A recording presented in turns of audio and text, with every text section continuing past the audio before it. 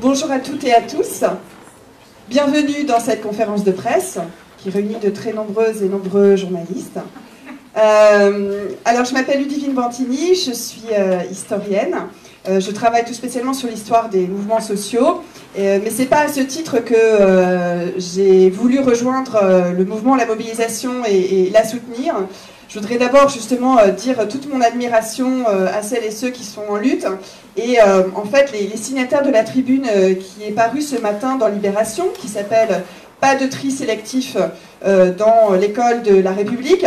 Eh bien, ces signataires, justement, voulaient à la fois dire leur gratitude à l'égard d'une mobilisation qui nous semble cruciale, qui nous semble nécessaire, qui va bien au-delà, évidemment, du monde enseignant, mais qui nous concerne toutes et tous.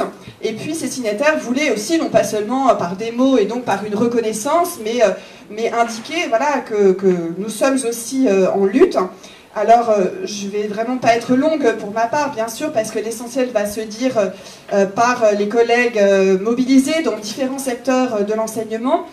Je voulais quand même juste rappeler qu'on a vraiment le sentiment d'être face à un rouleau compresseur terrible, absolument destructeur dans tous les domaines, dans les domaines aussi fondamentaux que, bien sûr, donc l'éducation, la culture, la santé, de manière générale, les services publics.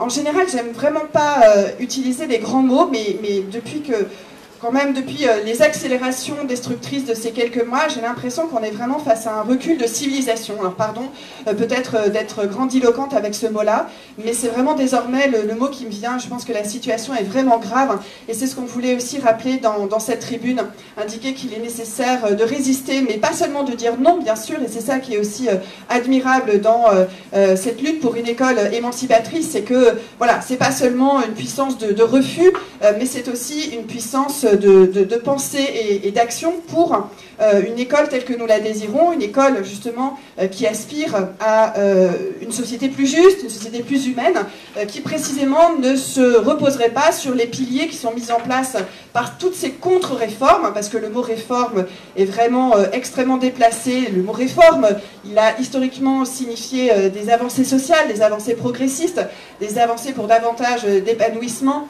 de bien-être et d'égalité et de justice. Donc ces contre-réformes, précisément, elles détruisent peu à peu tous les acquis sociaux.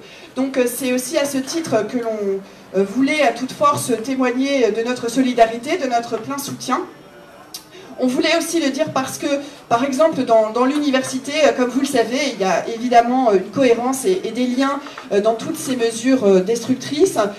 Eh bien, pour l'instant, on n'a pas réussi à remporter la bataille qu'on a menée sur un enjeu pourtant tout à fait décisif, lui aussi, à propos de Parcoursup, c'est-à-dire qu'il vise, lui aussi, à instaurer une forme de tri sélectif parmi les étudiantes et étudiants potentiels, celles et ceux qui veulent rentrer dans l'enseignement supérieur.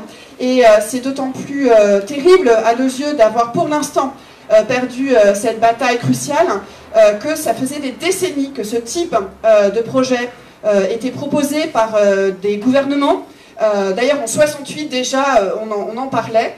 De cette idée de rendre les universités beaucoup plus compétitives, beaucoup plus concurrentielles, beaucoup plus adaptées au marché. Donc voilà des mots qui nous sont désormais familiers malheureusement. Et donc, depuis des décennies, depuis les années 1970, en passant bien sûr par le mouvement anti-Devaquet, dont on a pu beaucoup reparler ces derniers temps, puisqu'il s'agissait de rendre hommage aussi aux victimes de la répression d'un État qui de plus en plus utilise la violence pour imposer ses contre-réformes. Donc rendre hommage à Malik Osekine à cette époque, en 1986, mais tous ces mouvements avaient été victorieux. Donc c'est d'autant plus important à nos yeux d'unir nos forces, comme on le voit vraiment aujourd'hui, pour ne pas cloisonner nos combats. Et dans la mesure où justement il y a cette cohérence des attaques, il faut qu'il y ait aussi une cohérence de notre riposte, de notre résistance et aussi de notre espoir. Donc merci beaucoup à toutes celles et ceux qui représentent justement cette mobilisation si importante et très courageuse. Et donc je vais passer la parole à Jimmy.